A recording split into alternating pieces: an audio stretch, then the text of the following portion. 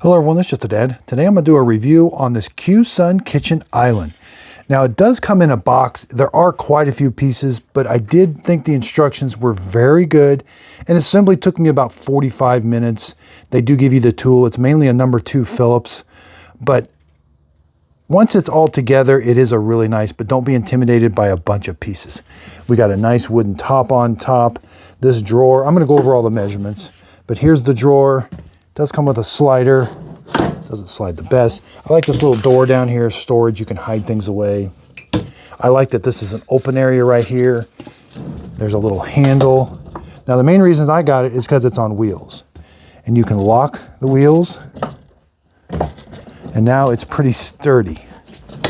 You know, those wheels are going to lock. You could mix it up and put the locks on the front. That might be a little bit better idea. Okay, let's do measurements. 35, right at 35 inches tall.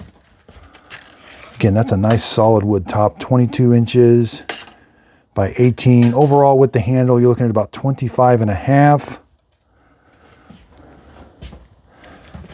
Let's go down here. That's about 10, almost 11 inches. 17. And again, there's a little lip for things about 15 inches for something to fit in there. Let's go size-wise here. Opening is 13 inches. And again, front to back is about the same, about 15. And then left to right looks to be about the same as up here. So about 17 and a half. Yeah, very nice construction. I like that it's a white color.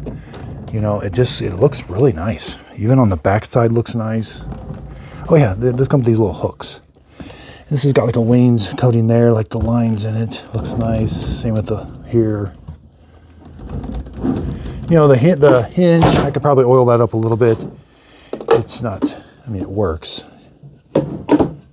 So I hope this video helps. Thanks everybody for watching.